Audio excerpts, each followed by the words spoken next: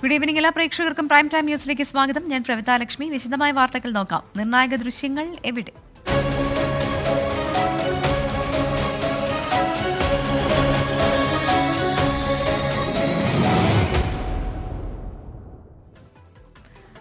Mayor Arya രാജേന്ദ്രനും KSRTC ഡ്രൈവറും തമ്മിലുള്ള തർക്കത്തിൽ നിർണായക ദൃശ്യങ്ങൾ അടങ്ങിയ മെമ്മറി കാർഡ് കാണാനില്ല.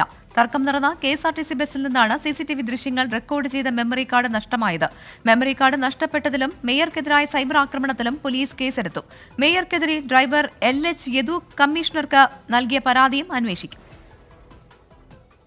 മേയർ ആര്യ രാജേന്ദ്രനും ഡ്രൈവർ LH യദുവും സ്വന്തം വാദങ്ങളിൽ ഉറച്ചു നിൽക്കുന്ന സാഹചര്യത്തിൽ അന്വേഷണത്തിൽ നിർണായകമാകുമായിരുന്ന മെമ്മറി കാർഡാണ് നഷ്ടമായത്. അശ്രദ്ധമായി ഓടിച്ചത് മേയർ സഞ്ചരിച്ച കാറാണോ KSRTC ബസ്സാണോ? സച്ചിൻ ദേവ് MLA ബസ്സിനുള്ളിൽ കയറി യാത്രക്കാരെ ഇറക്കിവിട്ടോ എന്നീ ചോദ്യങ്ങൾക്ക് മെമ്മറി കാർഡ് ഉത്തരം നൽകിയേനെ. അന്വേഷണത്തിനായി പോലീസ് എത്തിയപ്പോഴാണ് മെമ്മറി കാർഡ് കാണാനില്ലെന്ന് അറിയുന്നത്. മെമ്മറി കാർഡ് മിസ്സാവാൻ പാടില്ല. ആ മെമ്മറി കാർഡാണ് കാണാതായത്. സംഭവ ദിവസം ദൃശ്യങ്ങൾ റെക്കോർഡ് ചെയ്തിരുന്നതായും മെമ്മറി കാർഡ് ആരെങ്കിലും എടുത്തു മാറ്റിയിട്ടുണ്ടാകുമെന്നും KSRTC ഡ്രൈവർ LH യദു 24-നോട് പറഞ്ഞു. എടുത്തു മാറ്റിയെന്ന് തോന്നുന്നുണ്ട്. അതിപ്പം ഭരണ പാർട്ടിയുടെ ആളല്ലേ അവര്, ഈ മാഡം എന്ന് പറയുന്ന ആള്. അതുകൊണ്ട് നമ്മളെ എടുത്തു മാറ്റാൻ വേണ്ടിയിട്ട് അവർ ശ്രമിച്ചുകൊണ്ടിരിക്കുകയല്ലേ. എന്നെ ക്ലിയർ ആയിട്ടുള്ള എവിഡൻസും ക്ലിയർ ആയിട്ടുള്ള കാര്യങ്ങളും ഇല്ല. അതുകൊണ്ടാണ് അവര് ഇതൊക്കെ കിടന്ന് ഉരുളുന്നത്. അകത്ത് നിന്ന പയ്യൻ്റെ വീഡിയോ ഉണ്ടായിരുന്നു, കറക്റ്റ് MLA അകത്ത് കയറുന്നവരെ വീഡിയോ ഉണ്ടായിരുന്നു. അതുവരെ ഡിലീറ്റ് ചെയ്തത് അവരെ ഭാഗത്ത് തെറ്റുള്ളതുകൊണ്ടല്ലേ. മെമ്മറി കാർഡ് കാണാതായതുമായി ബന്ധപ്പെട്ട് ഗതാഗത മന്ത്രി അന്വേഷണത്തിന് നിർദ്ദേശം നൽകി. KSRTCയുടെ പരാതിയിൽ തമ്പാനൂർ പോലീസും കേസെടുത്തു. മേയറെ സമൂഹമാധ്യമം വഴി അധിക്ഷേപിച്ചെന്ന പരാതിയിൽ തിരുവനന്തപുരം സിറ്റി സൈബർ പോലീസ് 2 കേസുകൾ രജിസ്റ്റർ ചെയ്തു. മേയർ ട്രിപ്പ് തടസ്സപ്പെടുത്തിയെന്ന് ചൂണ്ടിക്കാട്ടി ഡ്രൈവർ LH യദു കമ്മീഷണർക്ക് നൽകിയ പരാതിയിൽ അന്വേഷണം നടത്താനും തീരുമാനമായി. 24 തിരുവനന്തപുരം. BJP നേതാവ് ശോഭാ സുരേന്ദ്രനും ദല്ലാൾ നന്ദകുമാറിനുമെതിരെ DGPക്ക് പരാതി നൽകി LDF കൺവീനർ EP ജയരാജൻ. ഇരുവരും തനിക്കെതിരെ ഗൂഢാലോചന നടത്തുന്നു എന്നാണ് EPയുടെ പരാതി. നേരത്തെ KPCC പ്രസിഡന്റ് K സുധാകരനും ശോഭാ സുരേന്ദ്രനും ദല്ലാൾ നന്ദകുമാറിനും EP ജയരാജൻ വക്കീൽ നോട്ടീസ് അയച്ചിരുന്നു. ആരോപണങ്ങൾ പിൻവലിച്ച് മാപ്പ് പറഞ്ഞില്ലെങ്കിൽ നിയമ നടപടി സ്വീകരിക്കുമെന്നും 2 കോടി രൂപ നഷ്ടപരിഹാരം നൽകണമെന്നുമാണ് നോട്ടീസിലെ മുന്നറിയിപ്പ്. പ്രകാശ് ജാവ്ദേക്കർ EP ജയരാജൻ കൂടിക്കാഴ്ച വിവാദത്തിൽ നിയമ നടപടി സ്വീകരിക്കാൻ CPIM നേതൃത്വം നിർദ്ദേശിച്ചിരുന്നു. കാലാവസ്ഥയുമായി ബന്ധപ്പെട്ട റിപ്പോർട്ടിലേക്കാണ്. പൊള്ളി വരണ്ട കേരളം.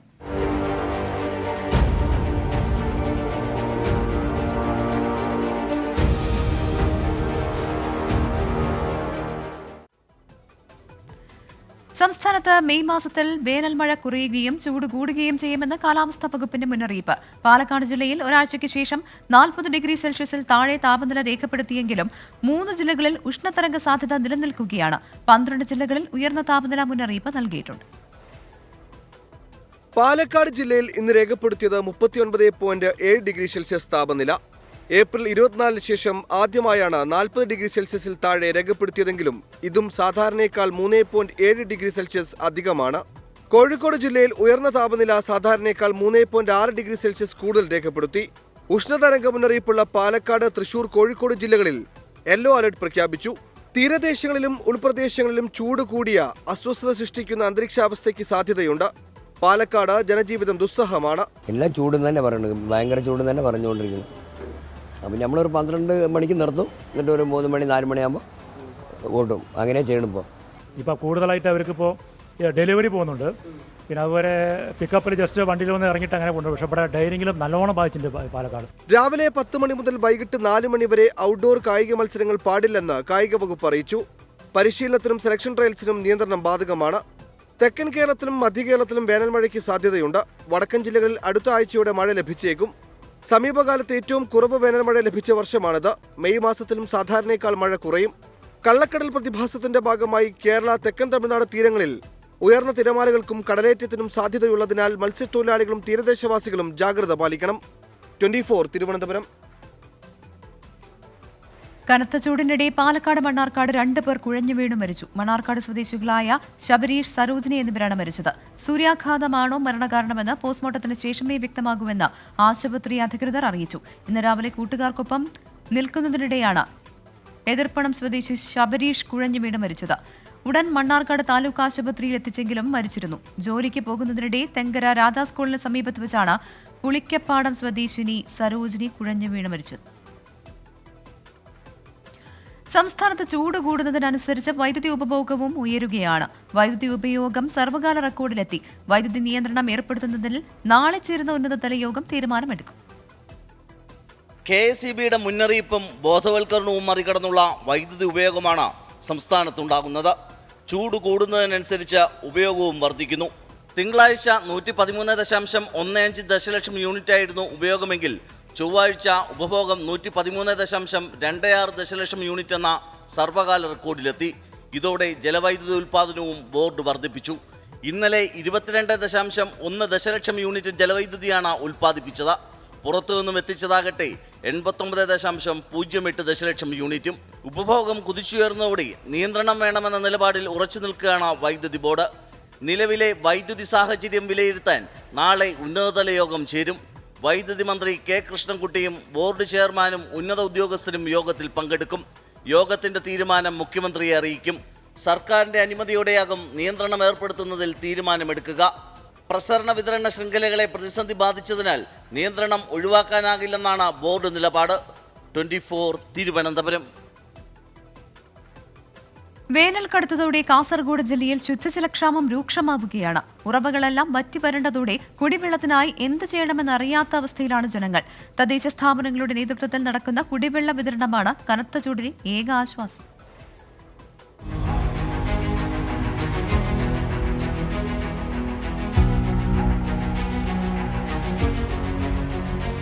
സപ്തസംഗമ ഭൂമിയിലെ ഇന്നത്തെ അവസ്ഥയാണിത്.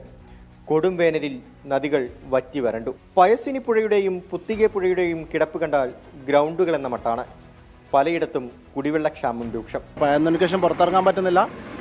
പിന്നെ പുറത്തിറങ്ങണേ 3 മണി കഴിയണം. 3 മണി 4 മണി ശേഷമേ പുറത്തിറങ്ങാൻ പറ്റൂ. അത്രയും ചൂട്. ഒന്നത് വെള്ളമില്ല, വെള്ളക്ഷാമമാണ് മൊത്തമായിട്ട്. ഇനിയും ചൂട് വർദ്ധിച്ചാൽ എന്തായിരിക്കും അവസ്ഥ എന്ന് ആർക്കും തിരിച്ചറിയാൻ പറ്റാത്ത രീതിയിലേക്ക് പോകുന്നുണ്ട്. തദ്ദേശ സ്ഥാപനങ്ങൾ വഴി നടക്കുന്ന കുടിവെള്ള വിതരണമാണ് ഏക ആശ്വാസം. പക്ഷേ പലയിടത്തും അത് പ്രാവർത്തികമാകുന്നില്ല. വയലുകളിലും തോടുകളിലും ചെറിയ കുഴികൾ കുത്തി കുടിവെള്ളത്തിനായി ആശ്രയിക്കുന്നവർ അതും എപ്പോൾ വറ്റുമെന്നറിയാത്ത ആശങ്കയിലും.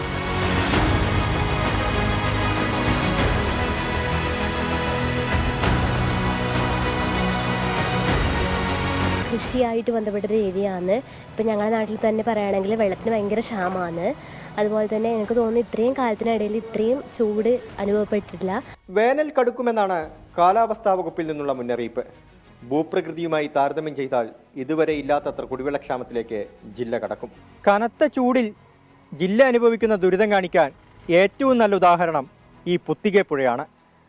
14 പുഴകളുള്ള തുളുനാട്ടിലെ ഇന്നത്തെ അവസ്ഥയാണിത്. ചുട്ടുപൊള്ളുകയാണ് ഈ നാട്. വിജേഷ് അണങ്ങൂരിനൊപ്പം അരുൺ പാറക്കൽ, 24 കാസർഗോഡ്.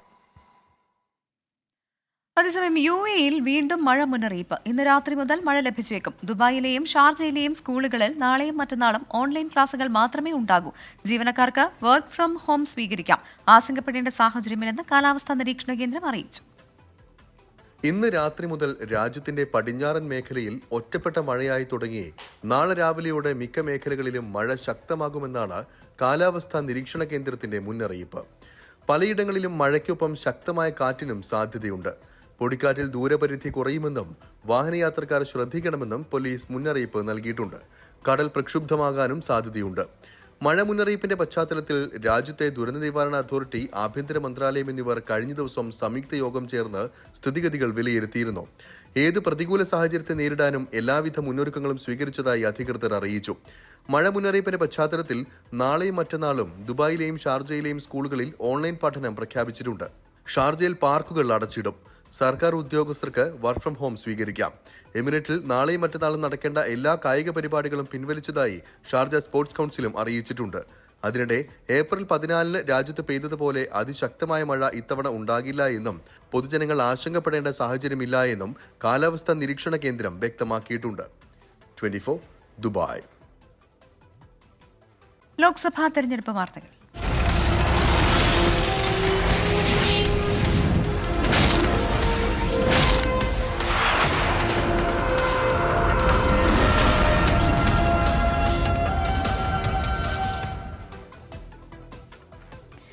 ചിന്നംലോട് ഡൗൺലോഡ് ചെയ്ത വിവിപാറ്റ് യൂണിറ്റുകൾ സ്ഥാനാർത്ഥിയോ പ്രതിനിധിയോ സാക്ഷ്യപ്പെടുത്തണമെന്ന് തെരഞ്ഞെടുപ്പ് കമ്മീഷന്റെ നിർദ്ദേശം. ഫലപ്രഖ്യാപനത്തിനു ശേഷം വോട്ടിംഗ് യന്ത്രത്തിനൊപ്പം 45 ദിവസം വിവിപാറ്റ് യൂണിറ്റുകളും സ്ട്രോങ് റൂമിൽ സൂക്ഷിക്കണം. വിവിപാറ്റുകൾ പരിശോധിക്കണമെന്ന് തെരഞ്ഞെടുപ്പിൽ 2ഉം 3ഉം സ്ഥാനത്തുള്ളവർ എഴുതി നൽകിയാൽ വോട്ടിംഗ് യന്ത്രം നിർമ്മിച്ച കമ്പനിയുടെ എഞ്ചിനീയർമാർ പരിശോധിച്ച് സാക്ഷ്യപ്പെടുത്തണം. ഏതെങ്കിലും ബൂത്തിലെ വോട്ടിംഗ് യന്ത്രം തിരിച്ചറിയാൻ സ്ഥാനാർത്ഥിയുടെ ക്രമനമ്പർ സീരിയൽ നമ്പറുമായി ഒത്തുനോക്കും. സുപ്രീം കോടതി ഉത്തരവിന്റെ പശ്ചാത്തലത്തിലാണ് തെരഞ്ഞെടുപ്പ് കമ്മീഷൻ പുതിയ മാർഗനിർദ്ദേശം പുറത്തിറക്കിയത്. അമേഠി റായ്ബറേലി ലോക്സഭാ മണ്ഡലങ്ങളിൽ കോൺഗ്രസ് നാളെ സ്ഥാനാർത്ഥിയെ പ്രഖ്യാപിക്കും. അനുയോജ്യർ തന്നെ മത്സരത്തിനുണ്ടാകുമെന്ന് AICC general secretary KC Venugopal പറഞ്ഞു. അമിത്ഷായുടെ വ്യാജ വീഡിയോ കേസിൽ ഡൽഹി പോലീസിന്റെ അന്വേഷണം കൂടുതൽ കോൺഗ്രസ് നേതാക്കളിലേക്ക് നീളുകയാണ്. അതിനിടെ PRS നേതാവ് K ചന്ദ്രശേഖർ റാവുവിനെ 2 ദിവസത്തേക്ക് തെരഞ്ഞെടുപ്പ് പ്രചാരണത്തിൽ നിന്ന് വിലക്കി. അമേഠി റായ്ബറേലി സീറ്റുകളിൽ നാമനിർദ്ദേശ പത്രിക സമർപ്പിക്കാൻ 2 ദിവസം കൂടിയാണ് ബാക്കിയുള്ളത്. ആരാകും കോൺഗ്രസ് സ്ഥാനാർത്ഥിയെന്ന് നാളെ അറിയാം. കോൺഗ്രസിന്റെ തെരഞ്ഞെടുപ്പ് സമിതി തീരുമാനം AICC അധ്യക്ഷൻ മല്ലികാർജ്ജുൻ ഖർഗെയ്ക്ക് വിട്ടിരിക്കുകയാണ്. കോൺഗ്രസ് അധ്യക്ഷൻ തീരുമാനിക്കത്തോളം കാലം ഞാനെങ്ങനെ പറയൂ? അത് ഞങ്ങൾ എല്ലായിടത്തും തീരുമാനിക്കുന്നത് പോലെ തന്നെ ആ 2 സീറ്റുകളിലും തീരുമാനം നാളെ പറയും. അല്ല, പൊതുവായ വികാരമല്ല. നമ്മുടെ സ്ഥാനാർത്ഥികളെ, മികച്ച സ്ഥാനാർത്ഥികളെ 2 സ്ഥലത്തും ആരാണെന്ന് നോക്കി നാളെ തരും. ആരും ഭയപ്പെടുകയോ ഒളിച്ചോടുകയോ ഇല്ല എന്ന് BJPയുടെ പരിഹാസത്തിന് മറുപടിയായി കോൺഗ്രസ് നേതാവ് ജയറാം രമേശ് പറഞ്ഞു. രാഹുൽ ഗാന്ധിയും പ്രിയങ്ക ഗാന്ധിയും മത്സരിക്കണമെന്നാണ് ഉത്തർപ്രദേശ് കോൺഗ്രസിന്റെ ആവശ്യം. അമേഠിയിൽ പ്രിയങ്കയും റായ്ബറേലിയിൽ രാഹുലും മത്സരിക്കണമെന്ന് സമാജ്വാദി പാർട്ടിയും ആവശ്യപ്പെട്ടിട്ടുണ്ട്. ഡൽഹിയിൽ ആം ആദ്മി പാർട്ടിയുമായുള്ള സഖ്യത്തെ തുടർന്ന് കോൺഗ്രസിലുണ്ടായ പ്രശ്നങ്ങൾ തുടരുകയാണ്. നീരജ് ബസോയ, നജീബ് സിംഗ് എന്നീ മുൻ MLAമാർ പാർട്ടി വിട്ടു. കേന്ദ്ര ആഭ്യന്തരമന്ത്രി അമിത്ഷായുടെ പേരിൽ വ്യാജ വീഡിയോ പ്രചരിപ്പിച്ചു എന്ന കേസിൽ കൂടുതൽ കോൺഗ്രസ് നേതാക്കളെ ചോദ്യം ചെയ്യാനൊരുങ്ങുകയാണ് ഡൽഹി പോലീസ്. ജാർഖണ്ഡ് PCC അധ്യക്ഷൻ രാജേഷ് ഠാക്കൂറിനോട് നാളെ ഹാജരാകാൻ ആവശ്യപ്പെട്ട് നോട്ടീസ് നൽകി. ദിശാബോധമില്ലാതെയാണ് കോൺഗ്രസ് പ്രവർത്തിക്കുന്നത് എന്ന് ഗുജറാത്തിലെ തെരഞ്ഞെടുപ്പ് റാലിയിൽ കോൺഗ്രസിനെതിരെ പ്രധാനമന്ത്രി വിമർശിച്ചു. BRS നേതാവ് K ചന്ദ്രശേഖര റാവുവിനെ തെരഞ്ഞെടുപ്പ് കമ്മീഷൻ 2 ദിവസത്തേക്ക് പ്രചാരണത്തിൽ നിന്ന് വിലക്കി. കോൺഗ്രസിനെതിരെ അപകീർത്തികരമായ പരാമർശം നടത്തിയതിലാണ് നടപടി. 24 ഡൽഹി. തൃണമൂൽ കോൺഗ്രസിന് വോട്ട് നൽകുന്നതിനേക്കാൾ നല്ലത് BJPക്ക് നൽകുന്നതാണെന്ന് പശ്ചിമബംഗാൾ കോൺഗ്രസ് അധ്യക്ഷൻ അധീർ രഞ്ജൻ ചൌധരി. തെരഞ്ഞെടുപ്പ് പ്രചാരണത്തിനിടെയാണ് വിവാദ പരാമർശം. മതേതരത്വം സംരക്ഷിക്കാൻ കോൺഗ്രസും ഇടതുപക്ഷവും ജയിക്കേണ്ടത് അനിവാര്യമാണെന്നും ബഹ്റാംപൂരിലെ കോൺഗ്രസ് സ്ഥാനാർത്ഥി കൂടിയായ അധീർ രഞ്ജൻ ചൌധരി പറഞ്ഞു. പരാമർശത്തിനെതിരെ തൃണമൂൽ കോൺഗ്രസ് രംഗത്തെത്തി. അധീർ രഞ്ജൻ ചൌധരി BJPയുടെ ശബ്ദമായി മാറിയെന്നാണ് വിമർശനം. ലോക്സഭാ തെരഞ്ഞെടുപ്പ് ഗോദിയിൽ കർണാടക ശിവമോഗയിലെ പോരാട്ടത്തിന് വീറും വാശിയും വളരെ കൂടുതലാണ്. യെദ്യൂരപ്പയുടെ മകനാണ് മത്സരിക്കുന്നതെങ്കിലും പോരാട്ടം യെദ്യൂരപ്പയും BJPയിൽ നിന്ന് പുറത്താക്കിയ മുൻ ഉപമുഖ്യമന്ത്രി KS ഈശ്വരപ്പയും തമ്മിലാണ്. കോൺഗ്രസ് സ്ഥാനാർത്ഥിയായി നടൻ ശിവരാജ് കുമാറിന്റെ ഭാര്യ ഗീത ശിവരാജ് കുമാർ കൂടി കളം നിറഞ്ഞതോടെ ശിവമോഗയിൽ ത്രികോണ പോരാട്ടമാണ്. മകൻ BY രാഘവേന്ദ്രക്കായി സ്വന്തം തട്ടകത്തിൽ അരയും തലയും മുറുക്കി സാക്ഷാൽ യെദ്യൂരപ്പ തന്നെയാണ് മുന്നിലുള്ളത്. കഴിഞ്ഞ തവണത്തെ 2 ലക്ഷത്തിലേറെയുള്ള ഭൂരിപക്ഷം കിട്ടിയില്ലെങ്കിലും വിജയമല്ലാതെ BJPക്കു മറ്റ് ചിന്തകളില്ല. BJP ക്യാമ്പ് തുറന്നു പറഞ്ഞില്ലെങ്കിലും വിമത സ്ഥാനാർത്ഥിയായി KS ഈശ്വരപ്പ രംഗത്തുള്ളത് വെല്ലുവിളിയാണ്. യെദ്യൂരപ്പയുടെ കുടുംബവാഴ്ചക്കെതിരെയുള്ള പോരാട്ടമെന്നാണ് ഈശ്വരപ്പയുടെ പ്രതികരണം. Dynasty politics I am not supporting. I will collapse the family politics. The same politics in Karnataka also. Yediyurappa and their sons, they are doing the same family party. That is why I am opposing that one. Yediyurappa camp ചെയ്യുന്നതിനൊപ്പം പരമാവധി ദേശീയ നേതാക്കളെ മണ്ഡലത്തിലെത്തിച്ചാണ് പ്രചാരണം. ഈ തെരഞ്ഞെടുപ്പോടെ ഈശ്വരപ്പയെ ജനങ്ങൾ തള്ളിക്കളയുമെന്ന് BY Raghavendra 24നോട് പറഞ്ഞു. Margin really up to 5 lakhs. He told like that. So people they know. They also ask it for their son only, not for any Karyakartas. So these are the facts. They are the brilliant voters. So in election they will where the Ishwarappa's place is, they will show in this elections. BJP വോട്ടുകൾ വിഭജിക്കുമെന്ന് കോൺഗ്രസ് കണക്കുകൂട്ടുന്നു. മുൻ മുഖ്യമന്ത്രി S ബംഗാരപ്പയുടെ മകൾ ഗീത ശിവരാജ് കുമാറിന്റെ വ്യക്തിപ്രഭാവം കൂടിയാകുമ്പോൾ വിജയം ഉറപ്പെന്നാണ് കോൺഗ്രസിന്റെ വിലയിരുത്തൽ. ശിവമോഗയിൽ നിന്നും സജിൽ ഗുരുവായൂരിനൊപ്പം അരുൺ പൂപ്പറമ്പ, 24. സംസ്ഥാനത്ത് ലോക്സഭാ തെരഞ്ഞെടുപ്പിന്റെ വോട്ടെടുപ്പ് കഴിഞ്ഞെങ്കിലും ആരോപണ പ്രത്യാരോപണങ്ങൾക്ക് കുറവില്ല. തന്നെ വർഗീയവാദിയായി ചിത്രീകരിക്കാനുള്ള ശ്രമം വിലപ്പോകില്ലെന്ന് വടകരയിലെ UDF സ്ഥാനാർത്ഥി ഷാഫി പറമ്പിൽ പറഞ്ഞു. ഫലം വരുന്നതിന് മുൻപ് വിജയരാഘവന് അഭിവാദ്യം അർപ്പിച്ച് പാലക്കാട് ഫ്ലക്സ് ബോർഡും വന്നു. കണ്ണൂരിലെ LDF സ്ഥാനാർത്ഥി MV ജയരാജൻ ഉമർ ഫൈസി മുക്കവുമായി കൂടിക്കാഴ്ച നടത്തി. ലോക്സഭാ തെരഞ്ഞെടുപ്പിന്റെ പ്രചാരണത്തിൽ സംസ്ഥാനത്തെ ഏറ്റവും കൂടുതൽ വീറും വാശിയും കണ്ട മണ്ഡലങ്ങളിലൊന്നാണ് വടകര. വോട്ടെടുപ്പ് കഴിഞ്ഞിട്ടും വടകര തിളച്ചുമറിയുകയാണ്. വർഗീയ ചാപ്പ തന്റെ മേൽ വീഴില്ലെന്ന് ആവർത്തിച്ച UDF സ്ഥാനാർത്ഥി ഷാഫി പറമ്പിൽ ആരോപണത്തിന് പിന്നിൽ PR ടീമാണെന്നും പറഞ്ഞു. അല്ല, BJP ആയിട്ട് കച്ചവടം ആരാ നടത്തുന്നതൊക്കെ ഇപ്പൊ കേരളത്തിലെ എല്ലാവർക്കും മനസ്സിലായല്ലോ. ഞാനും നിരവധി തവണ കണ്ടിട്ടുണ്ടെന്ന് കേരളത്തിന്റെ മുഖ്യമന്ത്രി പറയും. എന്തിനാ BJPയുടെ പ്രഭാരിയെ കേരളത്തിന്റെ മുഖ്യമന്ത്രി കാണുന്നത്? എന്താ അവർ തമ്മിൽ ചർച്ച? എന്ത് രാഷ്ട്രീയമാണ് അവിടെ ചർച്ച? അപ്പൊ അവർ തമ്മിലുള്ള നെക്സസും ധാരണകളും അല്ലാതെ നിരവധി തവണ കണ്ട് ചർച്ച നടത്തേണ്ട ഒരു സാഹചര്യവും ഇല്ല. സംസ്ഥയിലെ ചില നേതാക്കളും ലീഗും തമ്മിലുള്ള അസ്വാരസ്യം തുടരുന്നതിനിടെ കണ്ണൂരിലെ LDF സ്ഥാനാർത്ഥിയും CPIM നേതാവുമായ MV ജയരാജൻ സമസ്ത മുഷാവറ അംഗം ഉമർ ഫൈസി മുക്കവുമായി കൂടിക്കാഴ്ച നടത്തി. മതനിരപേക്ഷ ചേരി ശക്തിപ്പെടേണ്ട ആവശ്യം ചർച്ച ചെയ്തെന്നും സമസ്തയോടുള്ള കോൺഗ്രസ് ലീഗ് നിലപാട് ചർച്ചയായെന്നും MV ജയരാജൻ പറഞ്ഞു. അതിനിടെ ഫലം വരുന്നതിന് മുൻപേ വിജയരാഘവനെ അഭിനന്ദിച്ച് പാലക്കാട് ഫ്ലക്സ് ബോർഡ് സ്ഥാപിച്ചു. എടത്തനാട്ടുകര പൊൻപാറയിലാണ് പാലക്കാടിന്റെ നിയുക്ത MPക്ക് അഭിവാദ്യമെന്നെഴുതിയ ബോർഡ് സ്ഥാപിച്ചത്. പിന്നീട് പോലീസ് എത്തി ഫ്ലക്സ് എടുത്തു മാറ്റി. News desk 24. സമസ്ത ലീഗ് തർക്കം മലപ്പുറത്തും പൊന്നാനിയിലും വലിയ ചലനമുണ്ടാക്കിയിട്ടില്ല എന്ന് മുസ്ലിം ലീഗിന്റെ വിലയിരുത്തൽ. വിഘടിച്ചു നിന്നവരിൽ ഒരു വിഭാഗത്തിന്റെ വോട്ട് ലീഗിന് തന്നെ ലഭിച്ചതായി ജില്ലാ കമ്മിറ്റി വിലയിരുത്തി. പൊന്നാനിയിൽ നഷ്ടമാവുക 10,000-ൽ താഴെ വോട്ടുകൾ മാത്രമാണെന്ന് ജില്ലാ നേതൃത്വം കണക്കുകൂട്ടുന്നു. തെരഞ്ഞെടുപ്പ് ഫലം പുറത്തു വരാനിരിക്കെ വലിയ ആത്മവിശ്വാസത്തിലാണ് മുസ്ലിം ലീഗ്. തെരഞ്ഞെടുപ്പിന് തൊട്ട് മുൻപ് വരെ ഏറെ ചർച്ച ചെയ്യപ്പെട്ട സമസ്ത ലീഗ് തർക്കം ഒരു രീതിയിലും തെരഞ്ഞെടുപ്പിൽ പ്രതിഫലിക്കില്ലെന്നാണ് ലീഗ് ജില്ലാ നേതൃത്വത്തിന്റെ വിലയിരുത്തൽ. പൊന്നാനിയിൽ 1,00,000-ലധികം ഭൂരിപക്ഷം ലഭിക്കുമെന്നാണ് കണക്കുകൂട്ടൽ. അതൊന്നും ഒരു കാരണവശാലും ഞങ്ങളുടെ ഈ പോളിങ്ങിനെയോ നമ്മളെ വോട്ടിങ്ങിനെയോ ബാധിച്ചിട്ടില്ല. അത് ഞങ്ങൾ നല്ല ഒരു മെജോറിറ്റിയിൽ 2 പാർലമെന്റ് മണ്ഡലങ്ങളിലും ജയിക്കുമെന്നാണ് കണക്ക്. മലപ്പുറം പാർലമെന്റിൽ 2,00,000-ൽ പരം വോട്ടിന്റെ ഭൂരിപക്ഷം ഞങ്ങൾക്ക് ലഭിക്കും. പൊന്നാനി പാർലമെന്റ് മണ്ഡലത്തിൽ ഏകദേശം 1,00,000-ത്തിനടുത്ത് വോട്ട് ഞങ്ങൾക്ക് ഭൂരിപക്ഷം കിട്ടും. മലപ്പുറത്ത് ഭൂരിപക്ഷം 2,00,000 കടക്കും. ഏറനാട്, നിലമ്പൂർ, വണ്ടൂർ മണ്ഡലങ്ങളിൽ നിന്നായി രാഹുൽ ഗാന്ധിക്ക് 1,00,000-ലധികം വോട്ടുകളുടെ ഭൂരിപക്ഷം ലഭിക്കും. സംസ്ഥാന വിഷയത്തിൽ ആശയക്കുഴപ്പത്തിൽപ്പെട്ടവരെ കാര്യങ്ങൾ ബോധ്യപ്പെടുത്താൻ യോഗത്തിൽ തീരുമാനമായി. തെരഞ്ഞെടുപ്പ് ഫലം വന്നാൽ സമസ്ത നേതാക്കൾക്കെതിരെ പ്രതികരണം പാടില്ലെന്ന് നേതാക്കളോട് മുസ്ലിം ലീഗ് സംസ്ഥാന അധ്യക്ഷൻ പാണക്കാട് സാദിഖ് അലി തങ്ങൾ നിർദ്ദേശം നൽകി. 24 മലപ്പുറം. ലൈംഗികാതിക്രമ കേസിൽ ചോദ്യം ചെയ്യലിന് ഹാജരാകാൻ JDS നേതാക്കളായ HD രേവണ്ണയ്ക്കും മകൻ പ്രജ്വൽ രേവണ്ണയ്ക്കും കർണാടക പോലീസിന്റെ നോട്ടീസ്. പ്രജ്വലിന്റെ നയതന്ത്ര പാസ്പോർട്ട് റദ്ദാക്കണമെന്നാവശ്യപ്പെട്ട് കർണാടക മുഖ്യമന്ത്രി സിദ്ധരാമയ്യ പ്രധാനമന്ത്രിക്ക് കത്തയച്ചു. സത്യം വൈകാതെ പുറത്തുവരുമെന്നാണ് ഹാസനിൽ NDA സ്ഥാനാർത്ഥിയായ പ്രജ്വൽ രേവണ്ണയുടെ പ്രതികരണം. കർണാടകയിൽ രാഷ്ട്രീയ ചലനങ്ങൾക്ക് വഴിയൊരുക്കിയ കേസിൽ അന്വേഷണ പുരോഗതി ഉണ്ടാകണമെങ്കിൽ പ്രജ്വലിനെ കസ്റ്റഡിയിലെടുത്ത് ചോദ്യം ചെയ്യണം. വിദേശത്തെ കടന്ന പ്രജ്വലിനെ നാട്ടിലെത്തിക്കുകയാണ് അന്വേഷണ സംഘത്തിന് മുന്നിലുള്ള കടമ്പ. ഇതിനായി കർണാടക സർക്കാർ നീക്കം തുടങ്ങി. പ്രജ്വലിന്റെ നയതന്ത്ര പാസ്പോർട്ട് റദ്ദാക്കാൻ വിദേശകാര്യ ആഭ്യന്തര മന്ത്രാലയങ്ങൾക്ക് നിർദ്ദേശം നൽകണമെന്ന് പ്രധാനമന്ത്രിക്ക് അയച്ച കത്തിൽ മുഖ്യമന്ത്രി സിദ്ധരാമയ്യ ആവശ്യപ്പെട്ടു. പീഡനത്തിനിരയായ 8 യുവതികളുടെ മൊഴി അന്വേഷണ സംഘം രേഖപ്പെടുത്തി. പെൺമക്കളെ ചൂഷണം ചെയ്തവരെ വോട്ടിനു വേണ്ടി പ്രധാനമന്ത്രി പിന്തുണച്ചുവെന്ന് രാഹുൽ ഗാന്ധി വിമർശിച്ചു. വിഷയം രാഷ്ട്രീയ വിവാദമായതോടെ കൂടുതൽ പ്രതികരണങ്ങൾ വേണ്ടെന്നാണ് BJP സംസ്ഥാന നേതൃത്വത്തിന്റെ തീരുമാനം.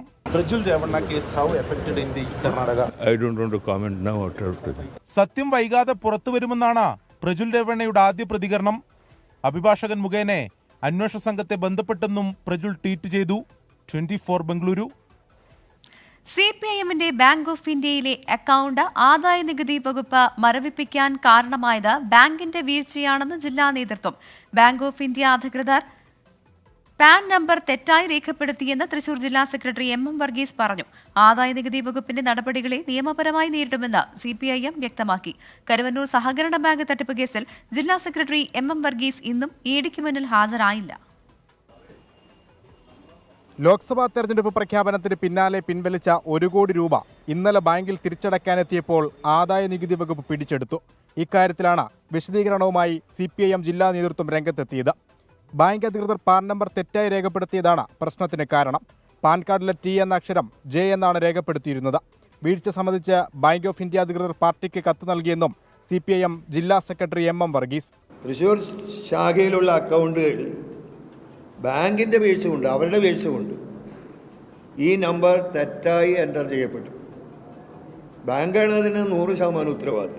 പാൻ നമ്പർ ബന്ധിപ്പിച്ച കാര്യത്തിൽ തെറ്റായി ബന്ധിപ്പിച്ചതിൽ അവർക്ക് പറ്റിയൊരു വീഴ്ചയാണ് എന്ന് അവരെ തുറന്ന് സമ്മതിച്ചുകൊണ്ടുള്ള കത്ത് ഞങ്ങൾക്ക് ബാങ്കിന് ജില്ലാ കമ്മിറ്റിക്ക് തന്നിട്ടുണ്ട്.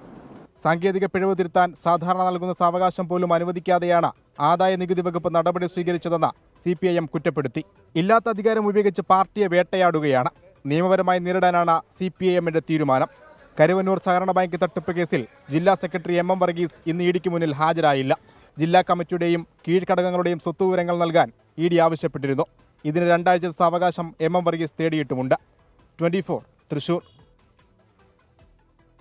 കോവിഷീൽഡ് വാക്സിന് പാർശ്വഫലങ്ങൾക്ക് കാരണമാകുമെന്ന കമ്പനിയുടെ വെളിപ്പെടുത്തലിന് പിന്നാലെ വിഷയം കേന്ദ്ര സർക്കാരിനെതിരെ ആയുധമാക്കിയ പ്രതിപക്ഷം. ഇതാണോ മോദിയുടെ ഗ്യാരണ്ടിയെന്ന് കോൺഗ്രസ് ഉന്നയിച്ചപ്പോൾ ഗുണനിലവാരമില്ലാത്ത വാക്സിനുകൾക്ക് BJP കമ്മീഷൻ വാങ്ങിയെന്ന് സമാജ്വാദി പാർട്ടി ആരോപിച്ചു. കോവിഡ് പ്രതിരോധ വാക്സിന്റെ പാർശ്വഫലം പരിശോധിക്കാൻ വിദഗ്ധ സമിതിയെ നിയോഗിക്കണമെന്നാവശ്യപ്പെട്ട് സുപ്രീം കോടതിയിൽ ഹർജി. കോവിഷീൽഡ് പാർശ്വഫലങ്ങൾക്ക് കാരണമാകുമെന്ന് നിർമ്മാതാക്കളായ അസ്ട്രാസെനക്ക തന്നെ ഏറ്റുപറഞ്ഞതോടെ വിഷയം പ്രധാനമന്ത്രിക്കും BJPക്കുമെതിരെ ആയുധമാക്കുകയാണ് പ്രതിപക്ഷം. ഇതാണോ മോദിയുടെ ഗ്യാരണ്ടി എന്നാണ് ഉത്തർപ്രദേശ് കോൺഗ്രസ് അധ്യക്ഷനും വാരണാസിയിൽ മോദിയുടെ എതിരാളിയുമായ അജയ് റായ് ഉന്നയിക്കുന്ന ചോദ്യം. വാക്സിൻ സ്വീകരിച്ചതിനെ തുടർന്ന് ഹൃദയാഘാതം മൂലം ആളുകൾ മരിക്കുന്നതിന് ആരാണ് ഉത്തരവാദിയെന്ന RJD. കോവിഷീൽഡിന് പാർശ്വഫലങ്ങൾ ഉണ്ടെന്ന റിപ്പോർട്ട് 2021 തന്നെ പുറത്തുവന്ന ശേഷവും ഇന്ത്യയിൽ യാത്രാനുമതി പോലും നിഷേധിച്ച് വാക്സിൻ സ്വീകരിക്കാൻ ആളുകളെ നിർബന്ധിച്ചുവെന്നും ജനങ്ങൾക്കുണ്ടാകുന്ന ആരോഗ്യ പ്രശ്നങ്ങൾക്ക് BJP മറുപടി പറയണമെന്നും ആം ആദ്മി പാർട്ടി പ്രതികരിച്ചു. कैसे पता चलेगा कि उनके ऊपर कोई साइड इफेक्ट है या नहीं है?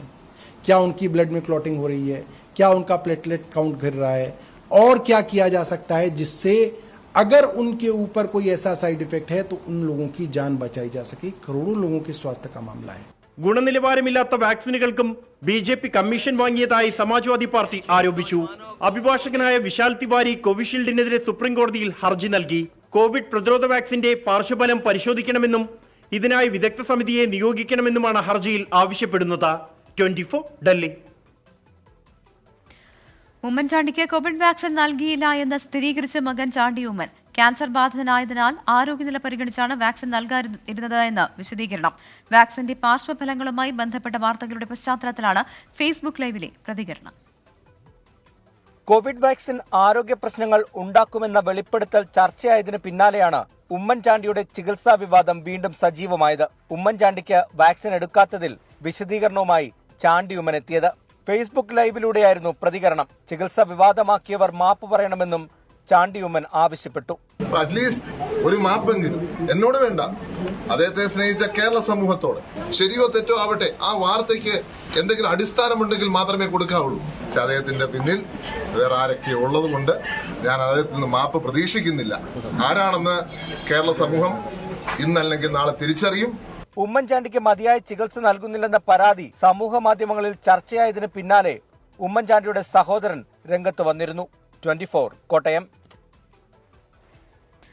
നവകേരള സദസ്സിൽ മന്ത്രിമാരുമായി സഞ്ചരിച്ച ബസ് പൊതുജനങ്ങളുമായി കന്നിയാത്ര തുടങ്ങി. തിരുവനന്തപുരത്ത് നിന്ന് കോഴിക്കോട്ടേക്കാണ് ഗരുഡ പ്രീമിയം എന്ന പേര് മാറ്റിയ ബസിന്റെ ആദ്യ സർവീസ്. ഈ മാസം 5 മുതൽ കോഴിക്കോട് ബംഗളൂരു റൂട്ടിൽ ബസ് പ്രതിദിന സർവീസ് നടത്തും. വൈകിട്ട് 6:45ഓടെയാണ് ബസ് തിരുവനന്തപുരത്ത് നിന്ന് യാത്രക്കാരുമായി കോഴിക്കോട്ടേക്ക് തിരിച്ചത്. കോഴിക്കോട് എത്തിക്കുന്ന ബസ് മറ്റ് നടപടിക്രമങ്ങൾ പൂർത്തിയാക്കിയ ശേഷം 5-ാം തീയതി മുതൽ കോഴിക്കോട് ബാംഗ്ലൂർ റൂട്ടിൽ പ്രതിദിന സർവീസ് ആരംഭിക്കും. ഗതാഗത മന്ത്രി KB ഗണേഷ് കുമാറിന്റെ പ്രത്യേക നിർദ്ദേശപ്രകാരമാണ് ബസ് അന്തർ സംസ്ഥാന സർവീസാക്കാൻ തീരുമാനിച്ചത്. പുലർച്ചെ 4-ന് പുറപ്പെട്ട് 11:35-ന് ബാംഗ്ലൂർ എത്തുന്ന തരത്തിലാണ് ക്രമീകരണം. തിരിച്ച് 2:30-ക്ക് പുറപ്പെടുന്ന ബസ് രാത്രി 10:05-ന് കോഴിക്കോടെത്തും. ഓൺലൈനായി ടിക്കറ്റുകൾ എടുക്കാം. കൽപ്പറ്റ, സുൽത്താൻ ബത്തേരി, മൈസൂർ എന്നിവിടങ്ങളിൽ ബസ്സിന് സ്റ്റോപ്പ് ഉണ്ടാകും. ഹൈഡ്രോളിക് ലിഫ്റ്റ് സംവിധാനവും ശുചിമുറിയും ബസ്സിലുണ്ട്. 24 തിരുവനന്തപുരം. ഇറാൻ പിടിച്ചെടുത്ത MSC ഏരിയസ് കപ്പലിലെ ജീവനക്കാരുടെ കുടുംബം ആശങ്കയിൽ. കപ്പലിലുള്ളവരുടെ മോചനം സംബന്ധിച്ച് വിവരം ലഭിച്ചില്ല എന്ന് കോഴിക്കോട് സ്വദേശി ശ്യാംനാഥിന്റെ പിതാവ് വിശ്വനാഥൻ പറഞ്ഞു. എന്നാൽ ചർച്ചകൾ പുരോഗമിക്കുന്നുവെന്നാണ് അധികൃതരുടെ വിശദീകരണം. ഏപ്രിൽ 13-നാണ് ഇസ്രയേൽ ബന്ധമുള്ള ചരക്ക് കപ്പൽ ഇറാൻ പിടിച്ചെടുത്തത്. മോചന ശ്രമങ്ങൾ തുടരുന്നുവെന്നാണ് അധികൃതരുടെ വിശദീകരണം. മനസമാധാനം നഷ്ടപ്പെട്ടുവെന്ന് കപ്പലിലുള്ള കോഴിക്കോട് വെള്ളിപ്പറമ്പ സ്വദേശി ശ്യാംനാഥിന്റെ പിതാവ്. രാത്രി സംസാരിക്കുമ്പോൾ അരമണിക്കൂർ അവർ ഫോൺ കൊടുക്കും, സംസാരിക്കുന്നുണ്ട്, അത് കഴിഞ്ഞ് നെറ്റ് കട്ടായി, അങ്ങനെ പല പ്രശ്നങ്ങളും. അപ്പോൾ അവരിപ്പോൾ അവരുടെ ബുദ്ധിമുട്ടുകൾ ചിലപ്പോൾ നമ്മളെ അറിയിക്കേണ്ട വെച്ചിട്ടിരിക്കുകയാണോ? ഭക്ഷണം കാര്യമേലും ശരിക്കും കിട്ടുന്നുണ്ടോ? ഒരു അച്ഛനും അമ്മയ്ക്കുള്ള ഒരു ആ ഫീലിങ്സ് എല്ലാവർക്കും മനസ്സിലാവണം. പ്രധാനമന്ത്രി, വിദേശകാര്യമന്ത്രി അടക്കം 10ഓളം പേർക്ക് പരാതി നൽകിയെങ്കിലും നടപടിയുണ്ടായില്ല. എവിടെ വിളിച്ചാലും ഞാനിപ്പോൾ ജനീവ, ഇറാൻ, ഇവിടെയുള്ള കൺസേൺ ബോംബെ, ഇവിടെയുള്ള concerned MSC office, Mediterranean shipping company ഓഫീസിലേക്ക് എല്ലാം ഞാൻ വിളിച്ച് സംസാരിക്കുമ്പോൾ 100% sure they will be released soon. ഈ റിപ്ലൈ എനിക്ക് കിട്ടുന്നത്, ഒരേ റിപ്ലൈ. അപ്പോൾ അത് എനിക്കൊരു ഫിക്സഡ് ഡേറ്റ് തരാൻ വേണ്ടിയിട്ടാണ് നമ്മൾക്ക് ആവശ്യം. അതാണ്. 16 ഇന്ത്യക്കാർ ഉൾപ്പെടെ 23 പേരാണ് കപ്പലിലുള്ളത്. ശ്യാംനാഥിനു പുറമെ പാലക്കാട് സ്വദേശി സുമേഷ്, വയനാട് സ്വദേശി ധനേഷ് എന്നിവരാണ് മലയാളികൾ. വിദേശകാര്യ മന്ത്രാലയത്തിന്റെ ഉൾപ്പെടെ അടിയന്തര ഇടപെടൽ ആവശ്യപ്പെടുകയാണ് കുടുംബം. രാഹുൽ സുരേഷ്, 24 കോഴിക്കോട്. രാഷ്ട്രപതി ദ്രൗപദി മുർമു അയോധ്യ രാമക്ഷേത്രം സന്ദർശിച്ചു. വൈകിട്ട് മഹർഷി വാൽമീകി അന്താരാഷ്ട്ര വിമാനത്താവളത്തിൽ ഇറങ്ങിയ രാഷ്ട്രപതിയെ ഉത്തർപ്രദേശ് ഗവർണർ ആനന്ദിബെൻ പട്ടേൽ സ്വീകരിച്ചു. ഹനുമാൻഗർഹി ക്ഷേത്രത്തിൽ ദർശനം നടത്തിയ ശേഷമാണ് രാഷ്ട്രപതിയും ഗവർണറും രാമക്ഷേത്രത്തിലെത്തിയത്. സരയൂ ആരതിയിലും പങ്കെടുത്തു. രാഷ്ട്രപതിയുടെ സന്ദർശനത്തോടനുബന്ധിച്ച് അയോധ്യയിലും സരയൂ നദിക്കരയിലും പ്രത്യേക അലങ്കാരങ്ങൾ ഒരുക്കിയിരുന്നു. മലപ്പുറം തിരൂരിൽ റോഡിലൂടെ മലിനജലം ഒഴുക്കിയ സംഭവത്തിൽ നടപടിയുമായി മോട്ടോർ വാഹന വകുപ്പ്. വാഹനമോടിച്ചിരുന്ന വൈലത്തൂർ സ്വദേശിക്കെതിരെ മോട്ടോർ വാഹന വകുപ്പ് കേസെടുത്തു. ഇന്ന് രാവിലെയാണ് കോഴിച്ചന വൈലത്തൂർ റോഡിൽ മിനി പിക്കപ്പ് ലോറി റോഡിലൂടെ മലിനജലം ഒഴുക്കിയത്. 24 വാർത്തയ്ക്ക് പിന്നാലെയാണ് നടപടി.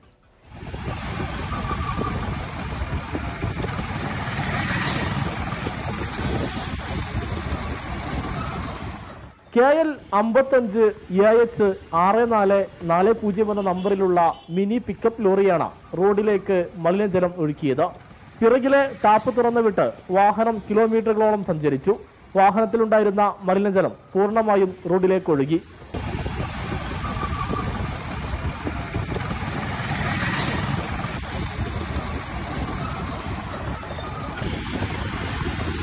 മറ്റു യാത്രക്കാർ തടയാൻ ശ്രമിച്ചെങ്കിലും ഡ്രൈവർ വഴങ്ങിയില്ല. സംഭവം 24 വാർത്തയാക്കിയതോടെ മണിക്കൂറുകൾക്കകം മോട്ടോർ വാഹന വകുപ്പ് ഇടപെട്ടു. മലപ്പുറം ജില്ലാ RTO PA നസീറിന്റെ നിർദ്ദേശപ്രകാരം തിരൂർ MVI Y ജയചന്ദ്രൻ വാഹനം കണ്ടെത്തി പരിശോധിച്ചു. വൈലത്തൂർ സ്വദേശിയായ ഡ്രൈവർക്കെതിരെ കേസെടുത്തു. വിശദീകരണവും തേടി.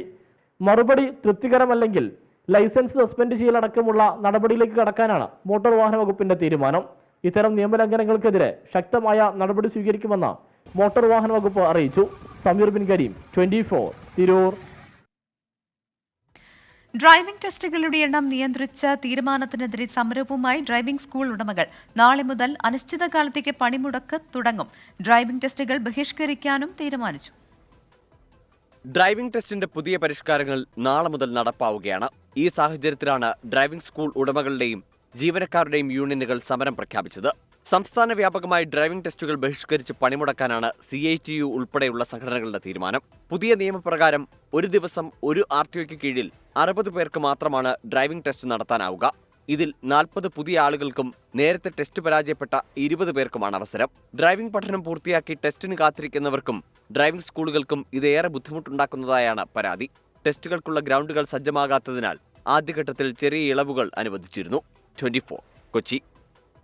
രാജ്യത്തെ മികച്ച ഡിജിറ്റൽ വെക്കേഷൻ ട്രെയിനിംഗ് അക്കാദമിയായ സ്വിസ് എഡ്ടെക്കിൽ നിന്നും പഠിച്ചിറങ്ങിയ 600-ൽ പരം വിദ്യാർത്ഥികളുടെ ബിരുദദാന ചടങ്ങ് നടന്നു. മലപ്പുറം തിരൂരിലായിരുന്നു ചടങ്ങ്. ജെയ്നെക്സ് pro vice president doctor PA Ameer ഉദ്ഘാടനം ചെയ്തു. Swiss edtech chairman CPM Haris അധ്യക്ഷനായി. ജെയ്നെക്സ് സൗത്ത് റീജിയണൽ മേധാവി ബൈജു ബാബു, പ്രവീൺ ചിറയത്ത് എന്നിവർ മുഖ്യാതിഥികളായി.